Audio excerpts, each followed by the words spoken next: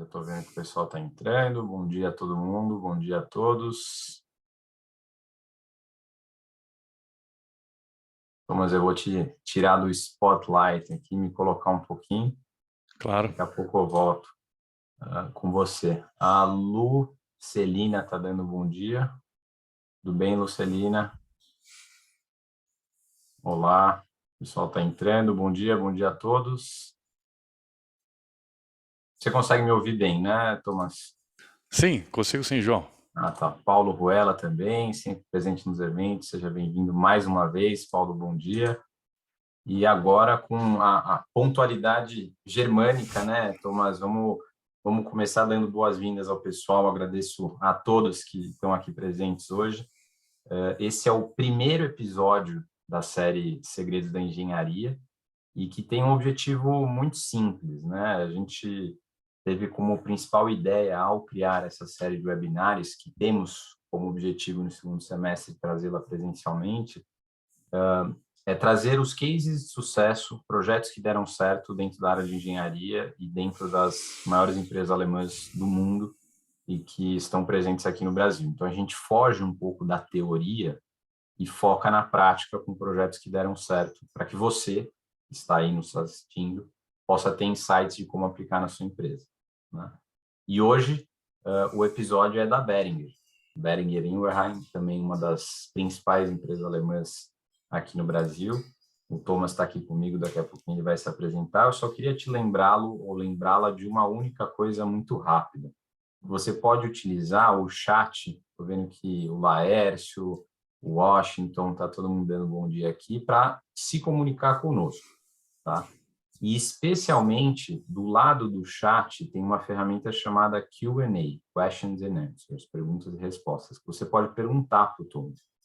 Então, a partir do momento que você pergunta alguma coisa lá, eu consigo filtrar isso aqui e venho no final fazer as perguntas para o Thomas.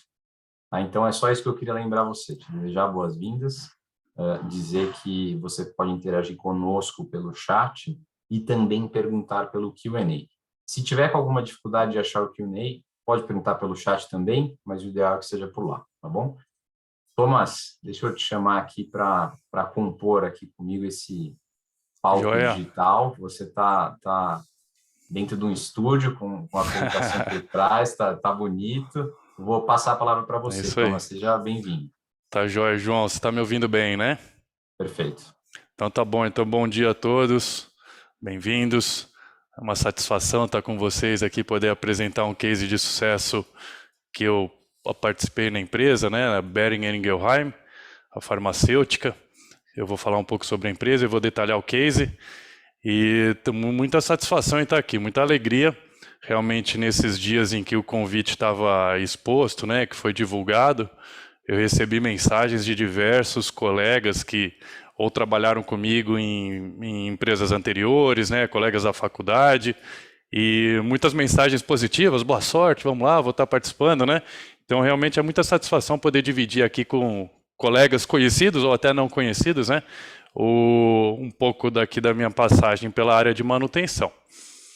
Então, o case aqui vai ser a manutenção, a transformação da manutenção, indo de corretiva até a preditiva, e vocês vão ver também no final da apresentação que já fomos além disso, né? Estamos um pouco mais além disso. Então, convite aqui da VDI, a Verein Deutscher Ingenieur, né, João? Treinar Gastal Alemão. Gastal Alemão, obrigado pelo convite, João. Muita satisfação mesmo. Eu não sou do mundo de marketing, de apresentação, vou aqui tentar fazer o melhor nisso, que é novidade para mim também. Então, vamos lá. Contando um pouco da empresa, então, a Boehringer Ingelheim é uma empresa farmacêutica da área de saúde, é uma empresa familiar alemã, capital fechado. A empresa, ela tem um faturamento, as letrinhas talvez estejam um pouco pequenas aqui para ler, né? Nos próximos slides já vão melhorar. Aqui tem uma empresa que hoje tem um faturamento por volta de 20 bilhões de euros, sendo que 4/5 desse faturamento vem da saúde humana. É uma empresa muito forte aí em tratamento de doenças respiratórias, doenças cardiovasculares também, a parte cardíaca. E ela tem uma divisão que foi adquirida em 2017 da Sanofi, de outra farmacêutica, que foi a divisão veterinária. A Boehringer tinha uma divisão pequenininha veterinária, fez a aquisição em 2016 para 2017 da saúde veterinária, da qual eu fazia parte no momento, né, onde eu passei a integrar a saúde veterinária da Boehringer, que é então um quinto aí, fatura 4 bilhões de euros ano mundialmente, né, para a corporação.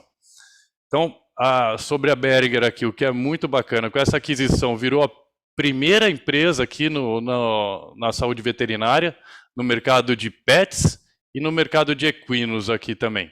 Então, ela é líder desse mercado, um mercado bastante em crescimento, bastante expressivo, né? A parte de pets, todos nós vemos aí pelo dia a dia, enquanto aqui nos animais de produção, da forma que é chamada, né? Aqueles para consumo, né?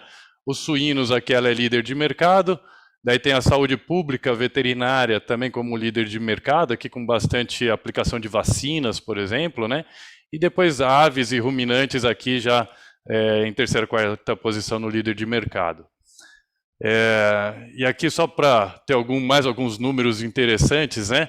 O quanto que o mercado pet, essa linha vermelha aqui, ó, ocupa do faturamento da empresa. Então, quase 50% dessa divisão veterinária vem aí dos nossos bichinhos de companhia, né? Os cachorros, gatos, tem marcas aí muito conhecidas de vocês, né? Deve ser o Frontline para pulga e carrapato de cachorro, NexGard para pulga e carrapato, ou que está aqui na parte de parasiticidas, né? Como é chamado, né? Tem a área biológica também, que é de produção de vacinas, mas na fábrica que eu estou, em Paulínia, é a fábrica de parasiticidas aí, que faz para cavalo, para cachorro, NexGard é produzido aqui em Paulínia.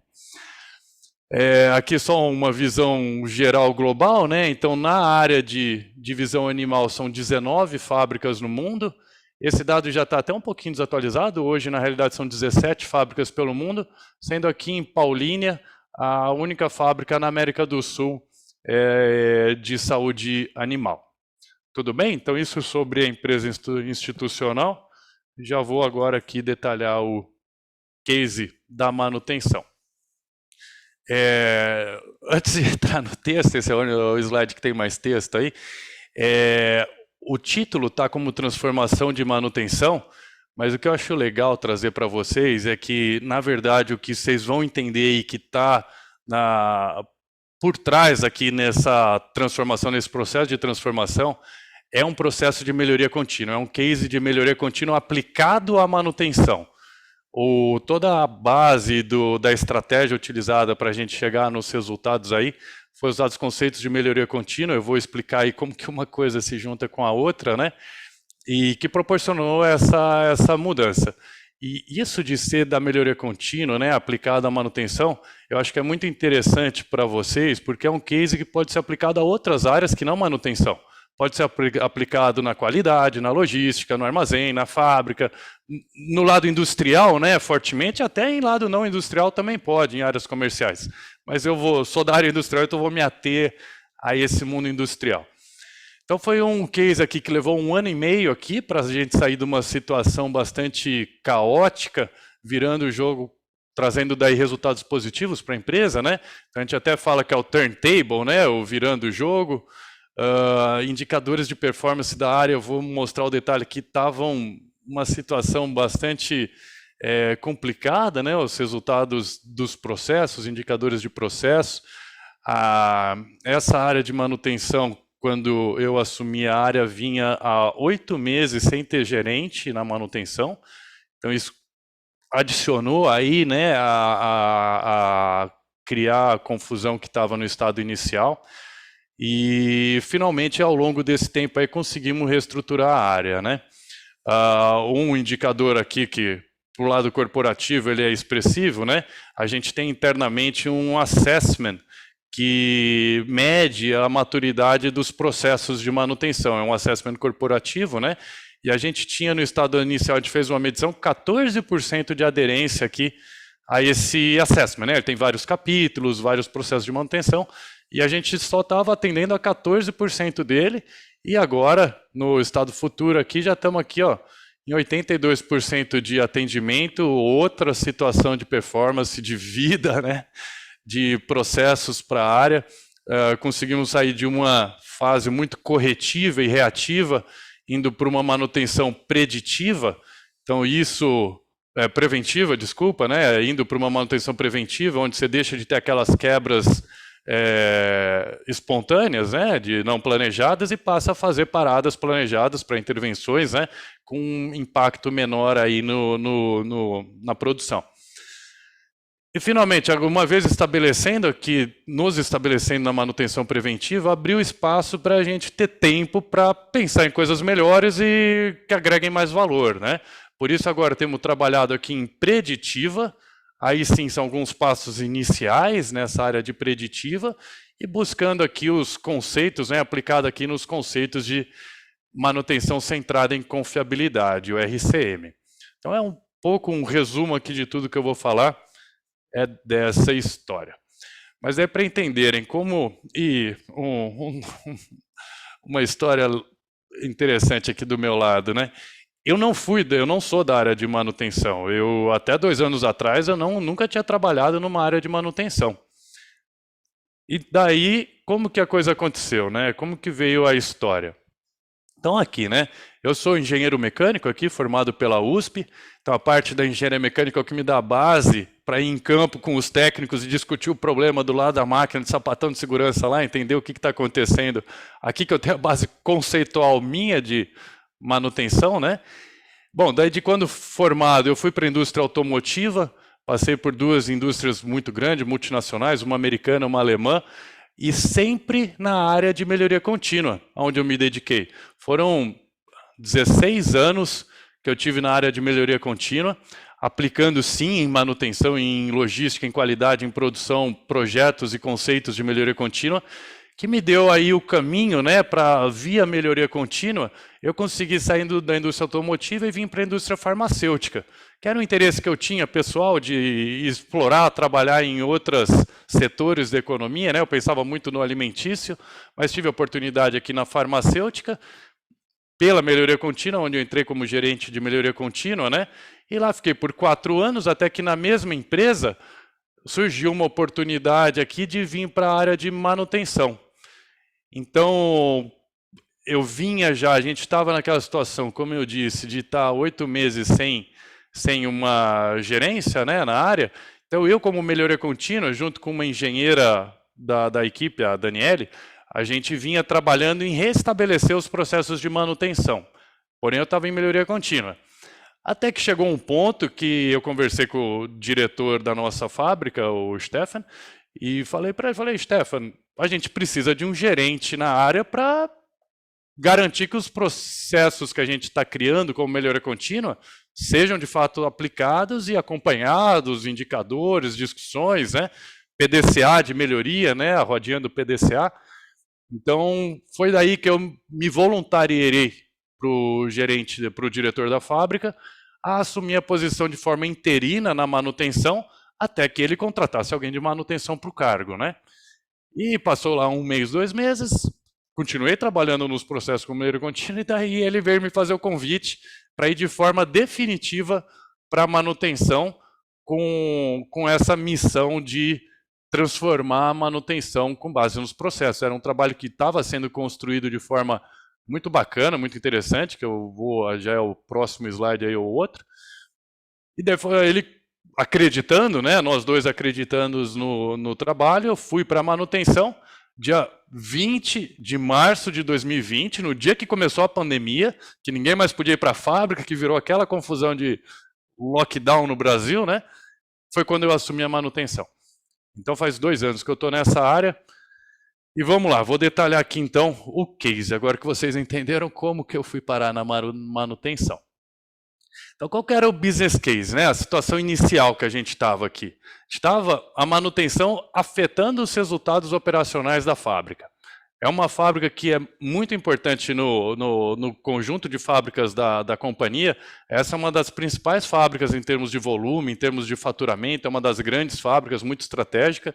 E quando você tem uma manutenção prejudicando o operacional, as entregas da fábrica, a coisa fica bastante séria, a ponto de virar um foco estratégico. Então, no plano estratégico da fábrica, tinha lá 5, 6 tópicos no plano estratégico, um deles era o turntable da manutenção, porque estava feia a coisa, estava grave a coisa. O que a gente tinha?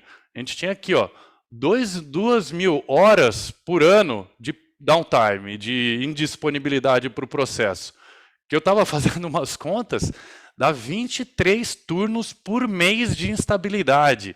A gente tem 12 linhas de fabricação, né, medindo OE, com acompanhamento de OE. Então, dessas 12 linhas, na somatória delas, elas estavam ficando 23 turnos por mês parado, por quebra. Situação totalmente inaceitável. Parte de qualidade, vocês podem imaginar numa farmacêutica, o sistema da qualidade ele é bastante pesado, né? Ele tem seu corpo lá, ele tem muitos processos de análise de causa raiz, definição de impacto, de tratativa sustentável, né? Como as 8D, relatório 8D, relatório de análise de causa raiz meio semelhante aí. E então, para cada desvio de qualidade, é necessário abrir um formulário desses para investigação, que tem até 30 dias para ser cumprido.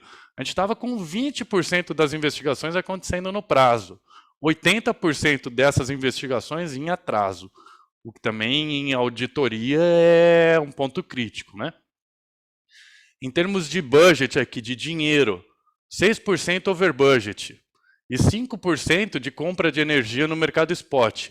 A compra de energia também é uma responsabilidade que está comigo, e a gente vinha com uma compra, tendo que comprar no mercado spot, a custo alto, energia, que também impacta direto nos custos, né? Então era um descontrole aí também na parte de custos.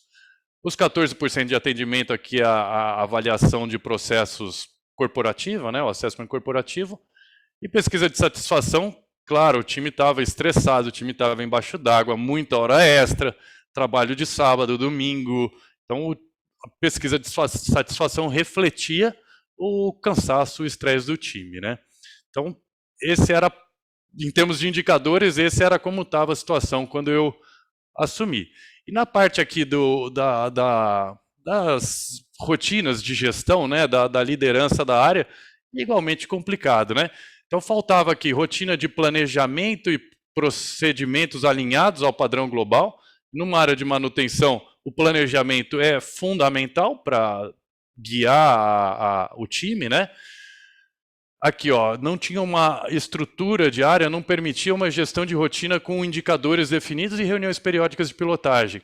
Então, aquela reunião diária de performance, né? Vamos olhar lá indicadores, vamos ver como a coisa está indo, direcionar, isso não existia, isso não tinha. Indicadores era só depois que o mês tinha acabado. Era muito reativa, né? Não há definição clara de papéis e responsabilidades num time aí que o time tem a manutenção central, é produtiva mais ou menos com 35 pessoas cada um desses times. Era um time que já tinha pessoas, eu não aumentei headcount, então o gerente anterior ele fez esse trabalho de construir em termos de quantidade de headcount os postos, mas finalmente os papéis e responsabilidades estavam confusos. A gente tinha no time analista, técnico, engenheiro, coordenador, gerente. Então, aí, trazendo muita complicação aí de quem faz o quê, né? A base de dados aqui não era utilizada a base de dados ou não era explorada de uma forma analítica e sistêmica as bases de dados, né? O SAP, eu vou detalhar, era algo também que estava sendo usado minimamente. E condições de equipamento aqui em campo, gerando demandas de muitos serviços emergenciais. Então, era quebra não planejada. Então, esse era o cenário, dia 20 de março, início da pandemia. Thomas, bem-vindo para a manutenção. O que me ajudou muito foi que, como eu comentei, eu já vinha aí há meio ano trabalhando nesse restabelecimento dos processos da manutenção. Então, eu não caí tão de paraquedas, né, no barco, né? Já era algo que eu já sabia o que encontrar, né? E tinha eu com um grupo menor de trabalho que estava focado na melhoria contínua, a gente já tinha um plano muito claro de por onde que íamos trabalhar, né? Com coaching direto de diretor da fábrica, né? Eu reportava para ele quase que semanalmente, né? Qual era o plano de trabalho, o que já tinha ido. Então, esse era o cenário. Qual que foi aí o conceito usado para trazer a a transformação da manutenção. E esse aqui, para mim, vai ser o principal slide aqui da reunião, né? Onde vocês vão ver, o que eu vou falar para vocês não foi mágica, não foi ideia fora da caixa, não é segredo, não é segredo da engenharia, né? Apesar do título, não é segredo. A gente fez feijão com arroz de forma bem feita, bem disciplinada, de cabo a rabo, dia a dia, semana após semana, mês após mês, 2 anos de trabalho para conseguir reverter a situação. Mas sem mágica. É o básico que funciona, né, Tomás? É o básico, com persistência e paciência, né? Até a turma de melhoria contínua fala, você precisa de 2 coisas, persistência e paciência, o resto a gente se vira, né? Mas o que foi o conceito utilizado, né? Então aqui tem algo que eu trouxe de um processo de coaching que eu tinha feito até no passado, né? Onde eu trabalhava com plano estratégico industrial, que a coach me ensinou que, e essa frase eu acho muito legal, que é uma frase de antroposofia, né? Dando um devaneio do tema, mas que precisa haver um sentido em tudo que se faz. Você tem uma pessoa na tua fábrica que ela precisa fazer uma função, precisa fazer sentido para ela aquela função. Se ela não... né, o fazer vem do pensar, que está embutido o sentir. Então, se ela não... para ela agir, ela tem que pensar e ter um sentimento. Então, em torno disso, que minha conversa com a coach levou a esse raciocínio aqui, né? Que a gente precisa ter recurso, e tendo os recursos aqui, a gente precisa, não basta ter os recursos, precisa ter os processos estabelecidos para a pessoa poder, né, ter os relacionamentos também, né, profissionais, obviamente, né, mas que o time tenha seu relacionamento, se enxergue dentro da companhia, se enxergue na tua função, na tua responsabilidade, na sua interação com os pares, para daí os processos poderem funcionar e os processos consumirem os recursos. Então, um pensamento em cadeia, que é o pensar, sentir e o agir, da forma que eu falo, né? Então, você precisa pensar com os processos, sentir com os relacionamentos para agir com os recursos. Haver um sentido em tudo que se faz. Quando a gente olha aqui em recursos, né? Pessoa, estrutura, equipamento, budget, instalações, se tiver isso, não basta para a coisa rodar.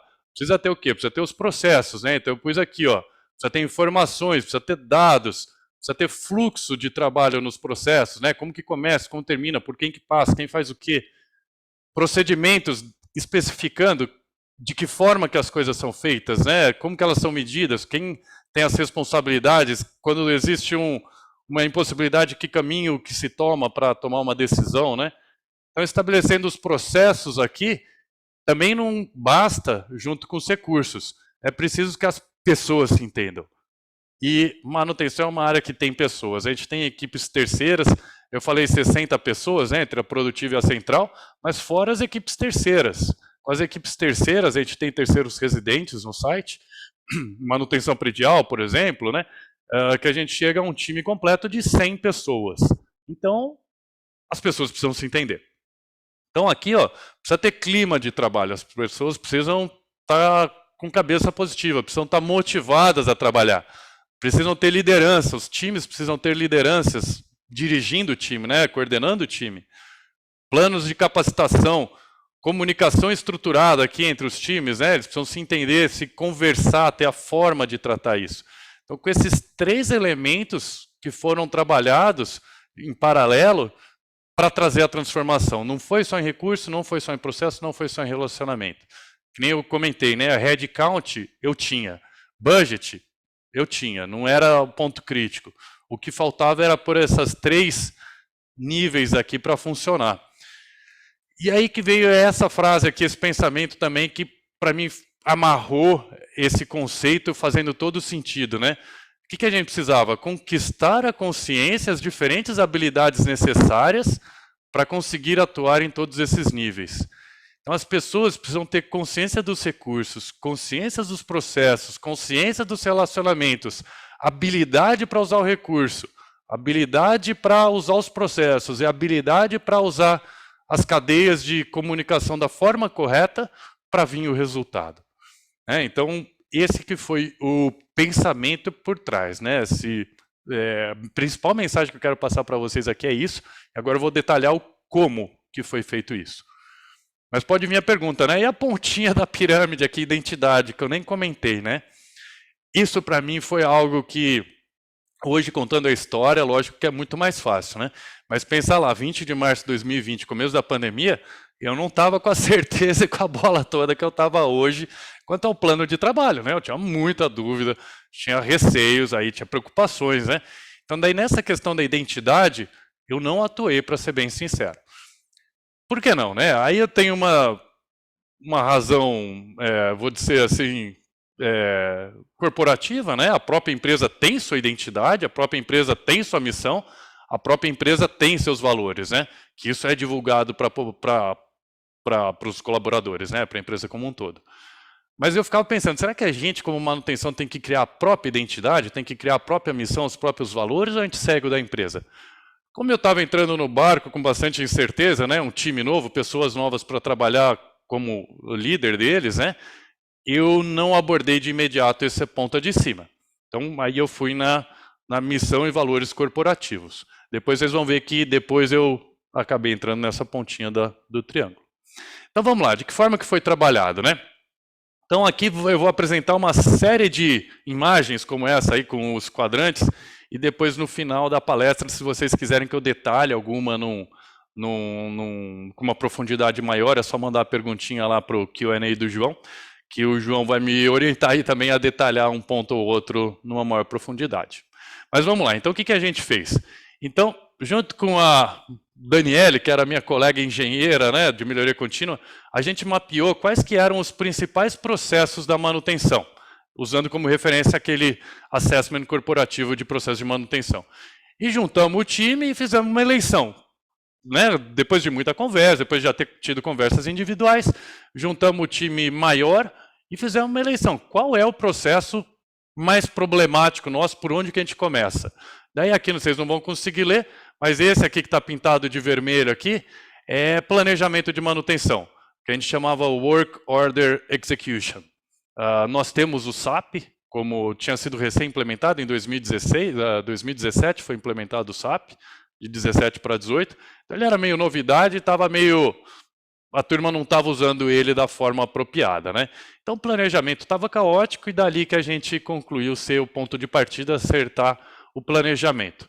Nesse momento, aqui nessa foto aqui, ó, eu chamei a pessoa do corporativo, aquela pessoa que trabalha com o assessment de processos de manutenção corporativo, é um americano, eu convidei ele para vir a Paulínia, ele veio antes do Natal de 19 ainda, onde fizemos esse workshop, e ele explicou como que na corporação é o guia para planejamento de manutenção. Então começamos do zero, rasgamos o que a gente tinha, joga tudo no lixo que a gente tinha, vamos começar a vida nova do zero aqui.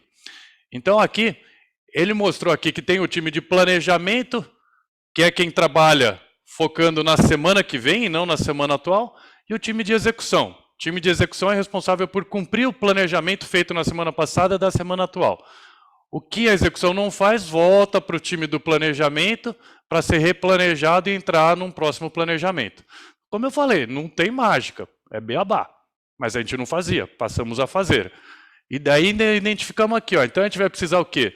Uma matriz de responsabilidades aqui, ó, com quem que faz o que nesse processo, né? O job description teve que ser revisto, né?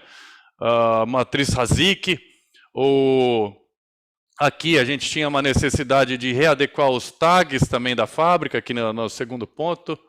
Terceiro ponto aqui, ordens de emergência serem tratados pelo time de execução de manutenção. Então a gente fez uma série de combinados e fomos priorizando. Semana, definimos lá toda quarta-feira à tarde o workshop com o time cabeça aí da transformação da manutenção. Toda quarta-feira à tarde, toda semana. Cada semana a gente pegava 1, 2, 3 tópicos desses para definir a regra, definir o jogo, procedimento sendo escrito, e fomos assim seguindo com o trabalho. Aqui, né, mais alguns exemplos, né, a matriz aqui matriz aqui Hazik aqui, né, então quais são as tarefas que têm que ser feitas, todo o time da manutenção nas suas funções aqui, e quem é responsável, quem é suporte, quem aprova, quem fornece informação, desenho de fluxo de processo, né, também deve ser bastante conhecido por vocês, né? Por quais áreas de responsabilidade aquele processo passa, para entender quem recebe a informação de quem. Monitoramento semanal, essa tabelinha que eu usava para discutir com o diretor, em que estávamos atuando, né? Então aqui, ó, tenho matriz de priorização de processos, né? O process redesign abaixo aqui, né? Que fomos processo, são vários processos, então processo a processo fomos reescrevendo. O tagueamento de equipamentos em campo, project management, e assim fomos. Até essa última tabela aqui é como definir prioridade de uma nota de manutenção. Então você tem uma necessidade na máquina, ela é M1, M2, M3 ou M4, né? Qual é o nível de prioridade dela para ter o tempo máximo de reação do time de manutenção. Então definimos critério para isso, para as pessoas abrirem lá. Essa é uma emergencial, essa é uma M4, uma melhoria, pode ser feita dentro de 1 ano. Isso estava bagunçado no time. Lógico, tivemos que treinar todos os usuários de SAP, né, quem abre as notas de serviço, e passamos por cada um desses pontos aí dia após dia. Aqui, como todo processo de melhoria tem que ter, é gestão de indicador, né? A gente só consegue melhorar aquilo que a gente mede, né? Frasezinha já conhecida. Então, aqui no canto de cima, também uma mensagem muito importante aqui, que a gente estava, então, fazendo acompanhamento no nível do processo, no indicador do processo, da melhoria, e não no nível do resultado que está lá em cima, né? O resultado é consequência, está lá em cima. O resultado é consequência, ali, né? Ali, isso. O resultado é uma consequência da boa execução do processo. Até como a Toyota fala, o Elon Musk fala, né? Vai olhar o processo, não fica sentado olhando resultado financeiro, porque isso é consequência do que foi mal feito, né? Então, definimos aqui, nessa questão de Work Order Execution, principais indicadores aqui que nós entendemos como sendo principais indicadores, né? O de cima lá é quanto tempo o técnico tem para concluir a ordem que ele executou, porque a gente tinha o caso do técnico concluir a ordem, mas a ordem ficava aberta no sistema, não se encerrava nunca, e isso perdia-se a informação no SAP, né? Não era útil, né? Então era um KPI que a gente acompanhava. O outro aqui era a ocupação de planejamento dos técnicos de manutenção. A gente não pode planejar 100% da semana do técnico, senão ele não tem tempo para fazer reação, né? Emergências, né? Então a gente definiu que era 50% de todos os técnicos tinham que estar pré-planejado com uma semana de antecedência. E a gente media aqui o quanto que eles estavam planejados da carga horária dele. O embaixo aqui, esse indicador de baixo aqui, é a respeito de backlog de notas de serviço. Então, quando você tem uma necessidade em fábrica, abre uma nota de serviço, essa nota cai para o planejamento. Se essa nota não for processada, o serviço não vai ser feito. A nota tem que virar ordem de serviço, né? Então, a gente media quantas notas estão paradas no colo do planejamento, esperando virar ordem de serviço. E, finalmente, uma vez virada a ordem de serviço, de acordo com sua prioridade M1, M2, M3, M4, quanto disso estava no backlog, estava atrasado de execução. E aqui eu trouxe os dois quadros, ó. Esse aqui é do setembro de 2020 e agora aqui um mais recente aqui de final de março. Então saímos de um vermelho, fomos para um verde aqui, muito importante aqui que sustentou, né, a melhoria aqui embaixo aqui no nível de processo. A melhoria aqui embaixo no nível de processo, para daí trazer o resultado lá em cima no nível do resultado. E isso, esse triângulo de ponta cabeça aqui, né? O que é isso aqui? Esse é nosso esquema de comunicação que a gente tem na fábrica. A gente chama do Tier Process. Então, a gente tem reunião de performance de indicador desses indicadores aqui, temos outros mais, né? Diária, reunião do bom dia. 8 da manhã, todo o time técnico lá na oficina. Bom dia, vamos ver como estão os indicadores. Isso nível 1, nível 2 e nível 3, né? No nível operacional, no nível primeiro nível da liderança e daí no nível da liderança executiva industrial. Então, nos 3 níveis, diário, para um nível poder suportar o outro, aí, tanto dividindo informação quanto escalonamento. Fundamental, processo de comunicação. E continuamos. Aqui, algumas outras ferramentas, também conhecidas, nada de mágica, né? Então, aqui na primeira, aqui, né? A gente fez um formulário de ACR, análise de causa raiz, onde tem identificação do problema, 5W2H, né? 5W2H. Por baixo, na imagem aqui não dá para ver, mas tem um Ishikawa. Virando a página vem os 5 porquês aqui do lado. O plano de ação, né? O que vão fazer com esses 5 porquês, então, quem que vai fazer, para quando que vai fazer. Então, estamos levando ferramenta para o time, né? Começamos com uma CR por semana, só fazer uma CR por semana. Depois 2, depois 3, depois fomos aumentando a quantidade aí. Começamos do coordenador fazendo a CR, depois engenheiro, depois os técnicos, agora os estagiários, de forma conjunta, né? Então, trabalhando as ferramentas. A parte de qualidade, que estava, como eu mostrei, tinha um backlog grande, né? A gente fez rotina de gestão da qualidade, então toda semana comigo, como estamos, quando falta para fechar, tinha um backlog grande, fomos reduzindo aquele backlog semana a semana, meta nas metas anuais dos engenheiros, né? Para mastigarem isso, trabalharem essa pendência, né? A gente tinha problemas crônicos, técnicos em fábrica, técnicos, mecânicos, em equipamento, né? Precisa ser resolvido, a gente vai continuar tendo emergencial. Então, daí teve 2 casos aqui estão nas nossas siglas, aí um de um prédio produtivo, outro do outro prédio produtivo, onde a gente chamou especialistas, um dele era da própria Behringer, da Alemanha, que nos veio e fez um plano de ação bastante comprido para remediar aquela questão crônica, e no outro caso, da mesma forma, a gente fez a substituição do equipamento. Parênteses aqui, né? Na indústria farmacêutica tem uma parte de tratamento de água muito pesada. A gente tem remédio injetável que vai água na formulação desse produto e segue a mesma legislação de remédios humanos, né? Então, o tratamento de água usada, chama WFI, Water for Injectables, tem todo um tratamento de instalação pesado e crítico para a qualidade do produto, né? Assim como a produção tem que ser toda climatizada, pressão controlada, temperatura controlada, umidade controlada dentro de faixas estreitas de especificação. Então, esse sistema de ar-condicionado, né, HVAC que a gente chama, ele também precisa funcionar perfeitamente, né? Então, eram problemas crônicos que a gente tinha. Então, com especialista atuando em problema crônico, trocando o equipamento, a gente conseguiu aí estabelecer essas 2 áreas nas condições que necessitavam. Outro exemplinho aqui, o consumo de energia, eu falei compra de energia em mercado spot, também estava bastante fora de controle. Criamos aqui uma rotina mensal de acompanhamento de consumo de energia elétrica, de compra de energia elétrica. Finalmente conseguimos entender o nosso perfil de consumo para daí sim travar compra futura de energia já a preços fixos e mais baixos, para sair com uma permissão de flutuação no consumo, né, de 10%, para poder sair desse compra spot. E foi isso, e assim foi o trabalho. Falando assim parece fácil, né? Mas aqui voltando naquela idade voltando aqui na figura da pirâmide, né?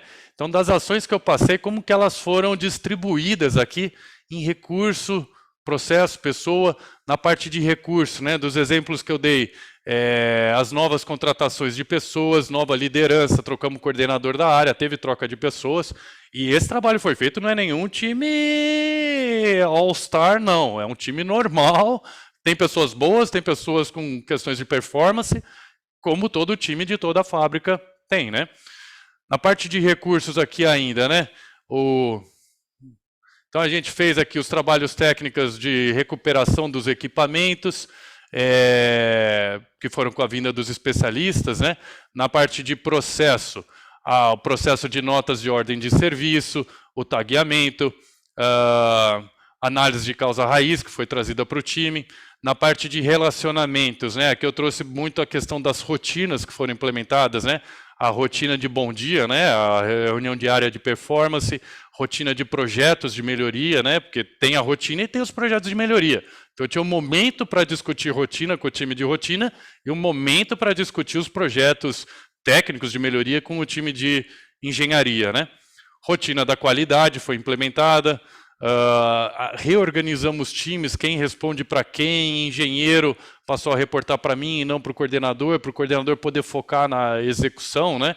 E eu poder focar aí nas questões de melhoria, nas questões aí de mais prazo.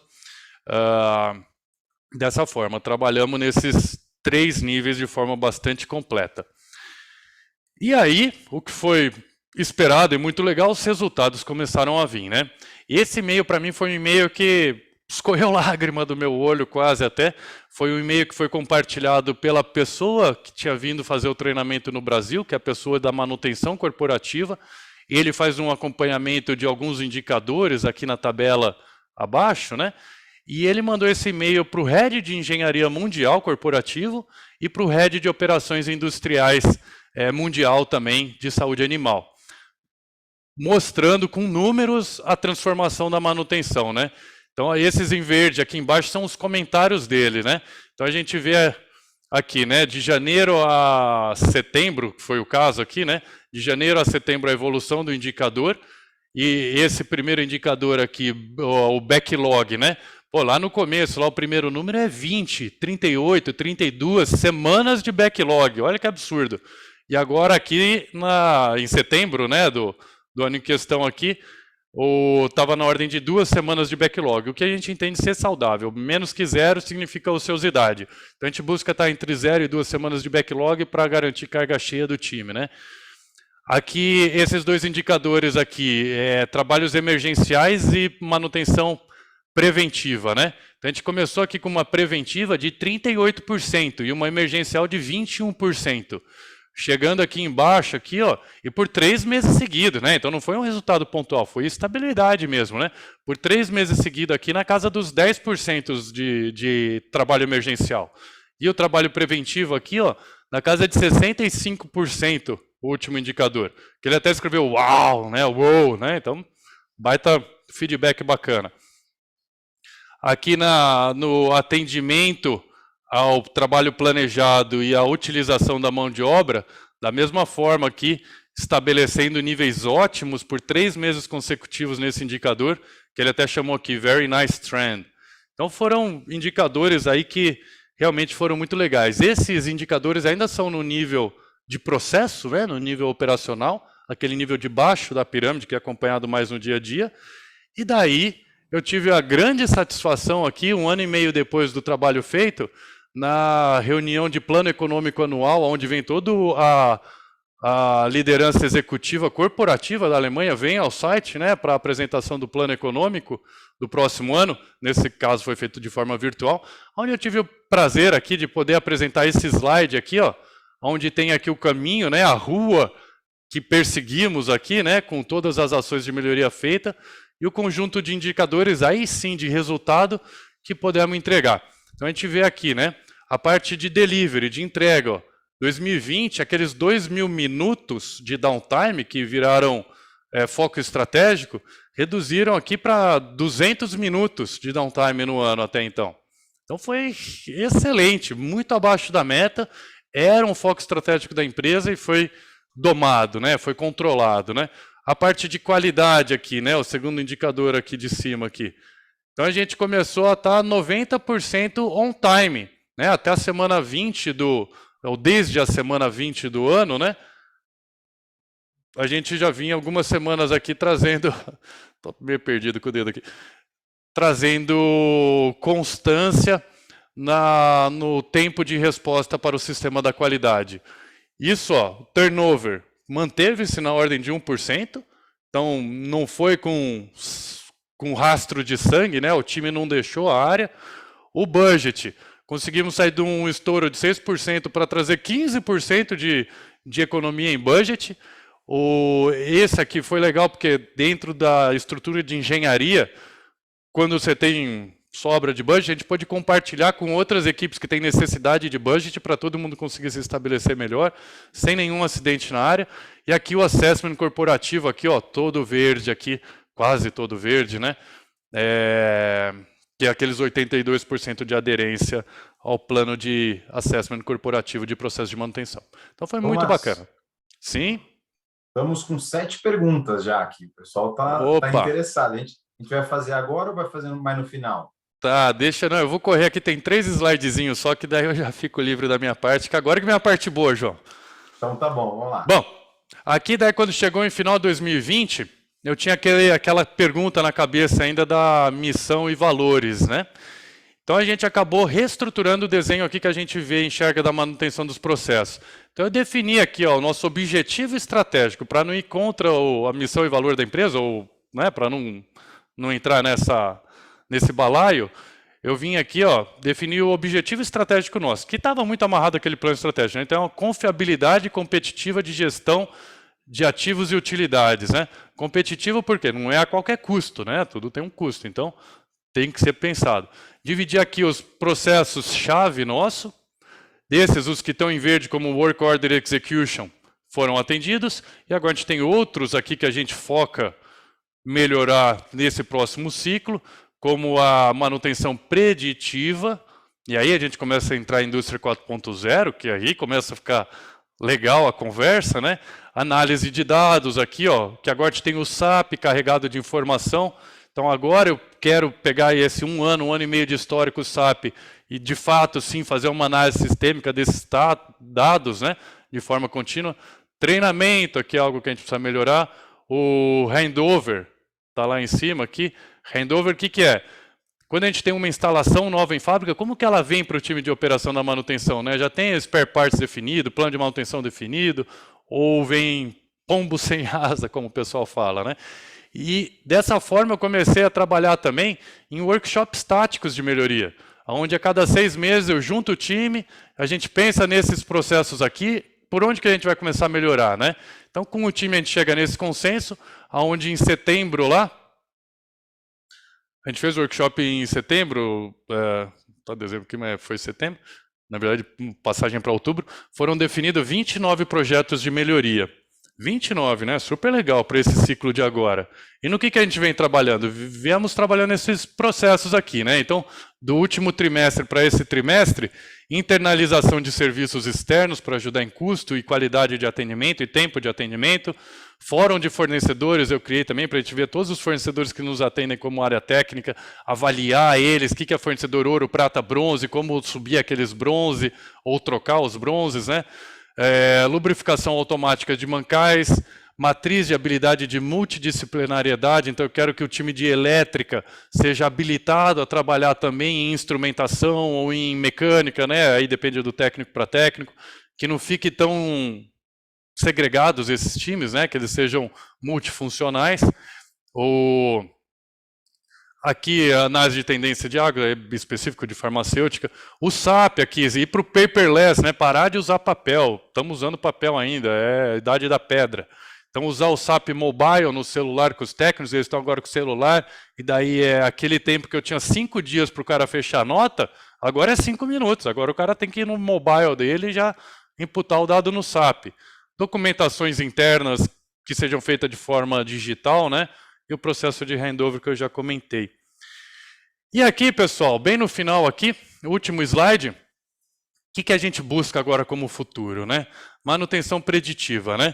Então eu estou trazendo aqui, né? Estamos processo de instalação aqui de sensores de vibração para monitoramento online em tempo real de máquinas com elementos rotativos, né? Na máquina de ar-condicionado tem um monte, né, de ventiladores e motores que precisam ser monitorados, porque qualquer falha impacta o processo.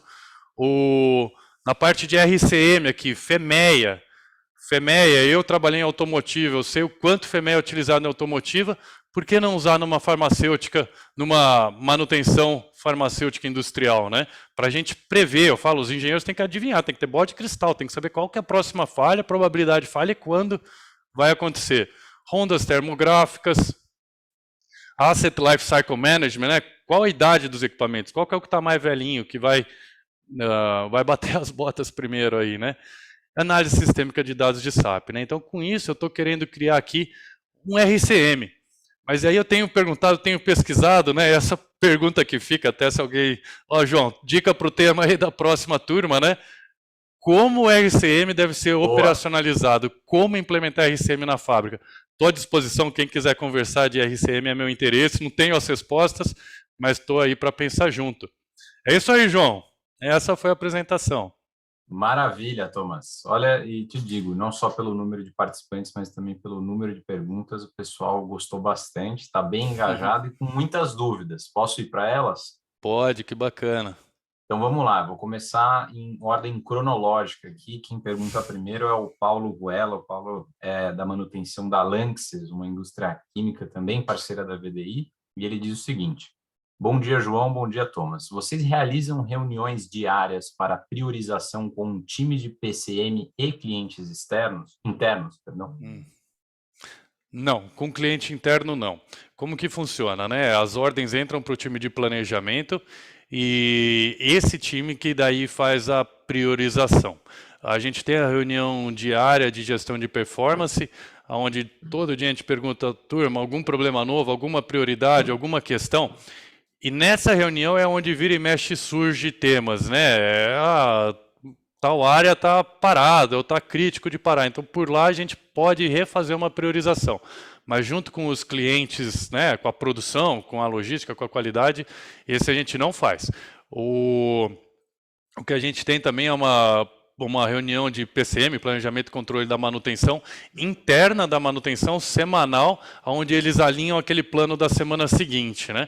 Então, essas são as duas reuniões que a gente tem, e daí é zap, neguinho me ligando, né? Thomas, emergência aqui, coordenador de emergência lá, isso existe também ainda. Lógico, né? Lógico. Thomas, Rodrigo Deleite trabalha na Vica, uma indústria também alemã, e ele quer saber a respeito do sistema de gerenciamento da manutenção. Ele diz o seguinte: o sistema de gerenciamento da manutenção é somente o SAP ou possuía outro tipo de trabalho em paralelo? Hoje é SAP. Hoje é 100% SAP. Eu até não quero outro sistema paralelo para não perder o SAP, sabe? Então hoje a gente força muito em cima do SAP. Para não sair dele, os indicadores vindo dele, justamente eu tenho, e aí não tem muito certo e errado, eu diria, né? Mas eu estou nessa linha de forçar no SAP para ficar toda a informação lá. Eu tenho muita auditoria, FDA, audita o site, que é uma auditoria pesadíssima. Então eu preciso ter histórico comprovado e aprovado de qual foi a intervenção feita em qual equipamento, peças que foram trocadas, né? Análise de impacto pela troca de peça. Então tudo isso está dentro do SAP para eu ter a garantia corporativa do sistema utilizado, né? Fora o SAP, o que a gente usa é o Project para fazer planos de projeto ou de grandes intervenções, né? Para daí a tarefa por tarefa num cronograma como se fosse gestão de projeto, né? Então são esses dois sistemas aí. Maravilha, Thomas. Vou fazer uma agora do Laércio Kuchansky. Thomas, o time de manutenção participa das metas de reduções de emissões corporativas e não conformidades, entre parênteses, GHG, ISO, FSC, etc. Sim. A gente tem o departamento de EHS. EHS é quem está à frente dessa carteira de projetos ou de controle de emissão, mas eu tenho muito ar-condicionado na fábrica farmacêutica, né? Então tem os gases aí, que são aqueles gases que são danosos, né, para o meio ambiente. Então a gente tem um plano de redução, eliminação desses gases. CO2 também. Temos essa carteira, mas é o time de HS que puxa. Eu faço parte desse comitê com mais 2, 3 pessoas do meu time. Tem o cara da elétrica, o cara do HVAC, onde a gente reporta para esse time, né? Assim como faz parte também o consumo energético e consumo de vapor. A gente consome 15 milhões anos de energia elétrica, 7, 6 milhões de reais ano de vapor. E o vapor também, na sua geração, né? A gente compra o vapor, a gente está no condomínio de empresa, a gente compra o vapor lá do condomínio, mas na sua geração também tem geração de CO2, né? Então, dessa forma que eu suporto o time de EHS. Legal. O Alan Ferreira diz o seguinte: Thomas, bom dia. Sobre a gestão das informações de campo, ativos, neste momento, existe algum serviço ou tarefa de monitoramento dos dados gerados pelos instrumentos de campo, como, por exemplo, gestão do PMS ou algo parecido? Sim. Toda a nossa rede de ar-condicionado, elas têm os BMS, né, que são os computadores que monitoram em tempo real. Você consegue entrar lá e ver histórico também, né, de pressão, umidade, temperatura, de sala por sala, de sistema por sistema de HVAC, né? Então, a cada problema de qualidade, o meu time precisa entrar lá, puxar aquele histórico de dados, de leitura, para entender o que aconteceu, né, e de que forma reagir. Assim como na sala que eu sento com os coordenadores, tem 4 monitores enormes na nossa frente lá, que estamos até aprendendo, querendo diminuir a luminosidade deles, de tanta luz que fica na cara. onde tem os alarmes, né? Então, se tem um alarme de queda de pressão, umidade e temperatura, o consumo de vapor e consumo elétrico também estão nessa central de monitoramento, ele já gera um alarme na tela. Então, esses são os controles que a gente tem hoje, e o que eu estou querendo introduzir agora, que deve ficar pronto para setembro, é o monitoramento de vibração online de máquinas rotativas, né? Então, isso a gente também que deve dar alarme por e-mail, por SMS, e fazer toda a parte de monitoramento. Boa, Tomás. Vou fazer uma da Angélica agora, depois uma do João Mosquinha. A da Angélica, ela diz o seguinte: oi, bom dia. A ferramenta Kaizen é fundo de todo esse processo organizacional? Pergunta boa de melhoria contínua. Não, não é fundo. Eu falei bastante de melhoria contínua aqui, eu venho da praia de melhoria contínua, né? Aquela que é a minha praia mesmo, mas o Kaizen, da forma que eu vejo, é uma ferramenta para uma aplicação curta, sabe? Para pegar um problema, mergulhar no problema, ficar uma semana com um time multifuncional em cima dele e na sexta-feira entregar já numa situação melhor aí de performance, de estabilidade, né? Essa questão da manutenção aqui foi muito maior, né? Envolveu pessoas, processos, envolveu muita coisa. Então, como foi um processo aí de 1 ano e meio, eu não chamaria de Kaizen, sabe? Para mim foi um trabalho de transformação mesmo. E o Kaizen seria mais eventos pontuais, eu diria, né? Eu acho que é válido, contribui e joga junto com esse plano para demandas pontuais, né? Mas não foi o pensamento utilizado aqui nesse case, não. A deliverables menores, né, Thomas? E mais pontuais, eu diria, né? O Mosquin, ele pergunta, por que vocês não usaram os critérios de priorização do SAP? Eu acho que você estava falando uma hora de uma matriz. Boa pergunta. Eu, na verdade, eu desconheço os processos de priorização do SAP, né? Então, o que a gente fez aqui foi muito, até com a instrução daquele colega corporativo, a gente criou nossa regra interna, né? Então, a gente leva aqui questões aqui de segurança, meio ambiente, de que é aquele lá? Qualidade, delivery e de produção, né, de impacto na produção. Então aí tem uns critérios, né, e daí com base nessa tabela que a gente define a prioridade com com o pessoal da produção. Eu vou até me interessei pela pergunta aí, vou ver como que é esses critérios do próprio SAP. Eu desconheço aí para fazer a resposta certinha. Vou fazer uma do Luiz Carlos Fonte Nova de Assunção. Bom dia, João e Thomas. Luiz Carlos Assunção, da Acelen. Como é feita a gestão de integridade de ativos, com foco nos ganhos de confiabilidade perante os aspectos financeiros da organização? Repete, João, por favor. Deixa eu repetir aqui. Como é feita a gestão de integridade de ativos, com foco nos ganhos de confiabilidade perante os aspectos financeiros da organização. Então, acho que é um pouco daquela questão Sim. da manutenção se tornar cada vez mais estratégica e dentro do olhar da diretoria. Aí a pergunta é bastante conceitual, né? Vamos ver se eu consigo dar uma linha de resposta aqui, né? Eu estou pensando aqui nesse Asset Life Cycle Management, algo que eu não tenho ainda. Mas o que eu penso aí nessa linha do Asset Life Cycle Management? Eu preciso conhecer a idade do equipamento, o nível de indisponibilidade de performance daquele equipamento e o quanto que eu estou despendendo de dinheiro para manter aquele equipamento, né? Quando eu tiver essas 3 informações organizadas, aí eu acho que é a resposta para a pergunta de enxergar como que financeiramente a vida e a performance daquele equipamento contribui para o plano do negócio, né? Para daí tomar a decisão de repair or replace, né? Hoje o que eu vim trabalhando até então foi em compor o SAP com esses dados. Então, até aquele trabalho de tagueamento foi justamente para conseguir alocar o custo da manutenção sobre o equipamento específico, porque antes disso estava caindo para o prédio como um todo, que é cheio de equipamento, eu não sabia qual equipamento estava gastando mais dinheiro, né?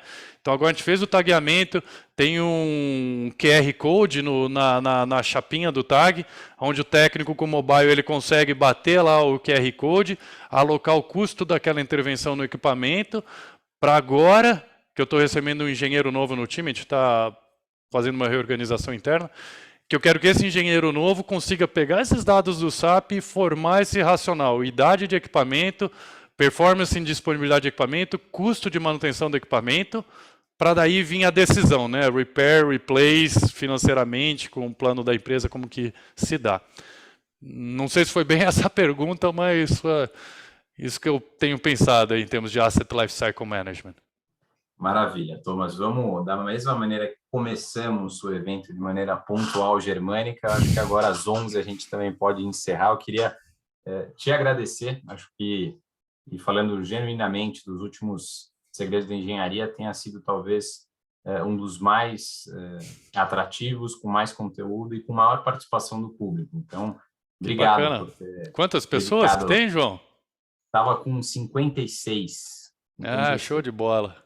Beleza, muito obrigado a todos que participaram aí, né? Você vai compartilhar meu e-mail, João?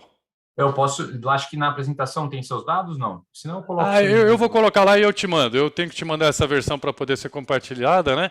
E pessoal que quiser discutir de RCM, né? Fazer um pensamento aí, eu estou interessado sim e estou disposto, não sei, não tenho as respostas, mas ajuda a pensar junto. Beleza? Obrigado, pessoal. Bom dia, saúde para todo mundo aí, tudo de bom. Foi um prazer e uma satisfação. Prazer foi nosso, Thomas. Obrigado aos ouvintes, assistentes. Thomas Beringer, foi um grande prazer. Um abraço a todos. Tchau, tchau. Obrigado, tchau, tchau.